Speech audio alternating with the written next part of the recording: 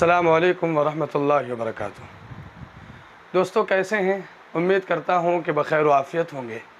आप सबका इस्तकबाल है हमारे यूट्यूब चैनल उर्दू अदब 8173 पर। हमने गुज़िश्ता वीडियो में आपको ज़बान का तारुफ़ पढ़ाया था और ज़बान की बुनियादी क़िस्में इशारों की ज़बान, आवाज़ों की ज़बान और अलामतों की ज़बान पर बात की थी। आइए आज का सबक देखते हैं। आपको ये बात बताऊं कि हज़रत ईसा अलैहिस्सलाम की पैदाइश से पहले यानी क़ब्ल मसीह 2500 साल क़ब्ल मसीह हिंदुस्तान में द्राविड़ी नस्ल आबाद थी।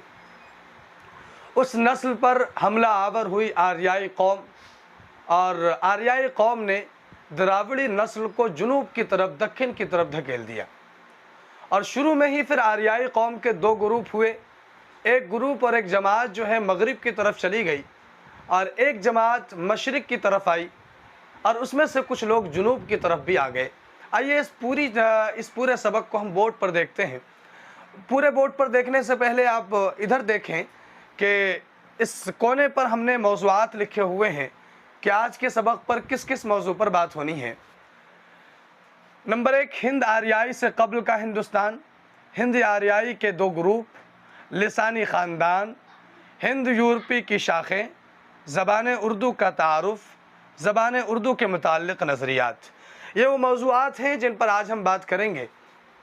आइए अब शुरू से देखते हैं कि 2500 काफ मीम का मतलब होता है क़ब्ल मसीह, यानी हज़रत ईसा अलैहिस्सलाम की पैदाइश से पहले हिंदुस्तान में द्राविड़ी नस्ल आबाद थी।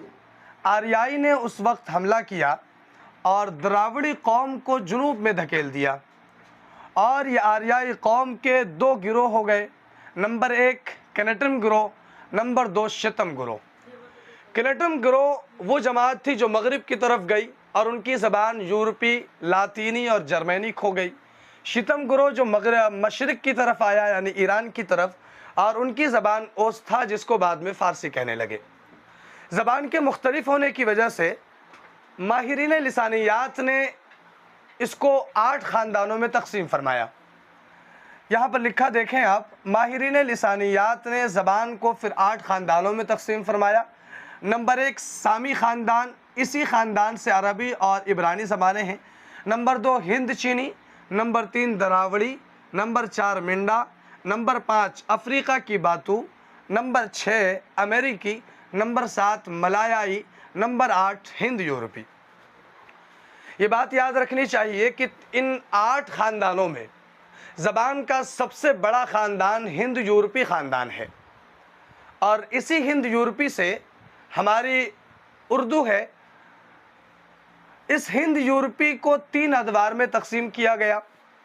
पहला दौर कदीम हिंद आर्याई कहलाता है और दूसरा दौर वस्ता हिंद आर्याई कहलाता है और तीसरा दौर जदीद हिंद आर्याई कहलाता है। अब ज़रा सा समझने का है कि कदीम हिंद आर्याई यानी जो पहला दौर हिंद यूरोपी पर गुज़रा है वो 1500 काफ मीम से 500 काफ मीम तक, यानी हज़रत ईसा अलैहिस्सलाम की पैदाइश से 1500 साल से लेकर हज़रत ईसा अलैहिस्सलाम की पैदाइश के 500 साल पहले तक, यानी पूरे 1000 साल कदीम हिंद आर्याई का दौर रहा है। वस्ता हिंद आर्याई, इसका दौर 500 काफ मीम यानी 500 क़ब्ल मसीह से लेकर 1000 ईस्वी तक। इसी तरीके से तीसरा दौर है जदीद हिंद आर्याई का। जदीद हिंद आर्याई का दौर 1000 ईस्वी से ताहाल यानी 1000 ईस्वी से लेकर अब तक ये जदीद हिंद आर्याई का दौर है और इसी से हमारी उर्दू ज़बान निकली है। ज़रा सा फिर आए हिंद यूरोपी का जो पहला दौर कदीम हिंद आर्याई गुज़रा है, इसको जैनचंद्र ने 2 हिस्सों में तकसीम किया। पहला दौर वैदिक संस्कृत का था। वैदिक संस्कृत वो ज़बान थी जिसमें तमाम वेद लिखे गए, जैसे यजुर्वेद, अथुर्वेद और ऋग्वेद वगैरह वगैरह, ये सारी किताबें। और दूसरा दौर क्लासिकल संस्कृत का था जिसमें रामायण वगैरह लिखी गई।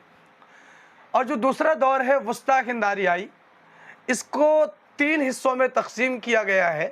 पहला है पाली का दौर, یہ حضرت عیسیٰ علیہ السلام کی پیدائش سے 500 سال پہلے، اس کے بعد پراکرت کا دور، یہ حضرت عیسیٰ علیہ السلام کی پیدائش سے 500 سال تک یہ دور رہا ہے۔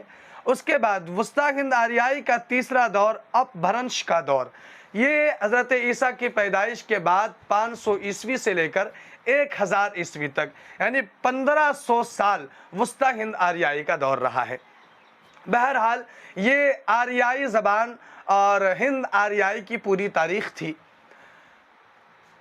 بات اصل میں یہ ہے کہ جو 8واں خاندان ہے ہند یورپی، اس سے ہماری اردو زبان نکلی ہے۔ آئیے اب زبان اردو کا ذرا سا تعارف ہم دیکھتے ہیں۔ ادھر اس سائٹ میں دیکھیں زبان اردو۔ اردو یہ ترکی کا لفظ ہے جس کے معنی ہے لشکر، محل اور خیمہ وغیرہ۔ بہت مشہور معنی لوگ بیان کرتے ہیں لشکر، اور اس کی الگ الگ وجوہات بیان کرتے ہیں، لیکن اس کا ایک معنی محل بھی ہے اور خیمہ بھی ہے۔ محل اور خیمے پر انشاءاللہ ایک مستقل ویڈیو آئے گی، لیکن جو معروف بھی معنی، مشہور معنی ہے، وہ اردو کا معنی لشکر ہے۔ اب اردو کے متعلق جو ہے مختلف نظریات ہیں۔ کچھ نظریات علاقے کی طرف منسوب کرتے ہوئے ہیں، اور کچھ نظریات جو ہیں زبان اور بولی کی طرف منسوب کرتے ہوئے ہیں۔ دھیان سے دیکھیں، حافظ محمود شیرانی، ان کا کہنا ہے کہ اردو کی داغ بیل، اردو کی ابتدا پنجاب سے ہوئی۔ نصیر الدین الہاشمی یہ کہتے ہیں کہ اردو کی ابتدا دکن میں ہوئی۔ یہیں پر سید سلیمان ندوی یہ کہتے ہیں کہ اردو سندھ سے شروع ہوئی ہے۔ یہ 3 لوگ ہیں جو علاقے سے منسوب کرتے ہوئے اپنا اپنا الگ الگ نظریہ رکھتے ہیں اردو کی ابتدا کے سلسلے میں۔ محمود شیرانی کہتے ہیں کہ اردو پنجاب سے شروع ہوئی۔ نصیر الدین الہاشمی کہتے ہیں کہ اردو کی داغ بیل دکن میں ڈالی گئی۔ سید سلیمان ندوی کہتے ہیں کہ اردو سندھ سے شروع ہوئی ہے۔ بہرحال یہ علاقے سے منسوب کرتے ہوئے نظریات تھے۔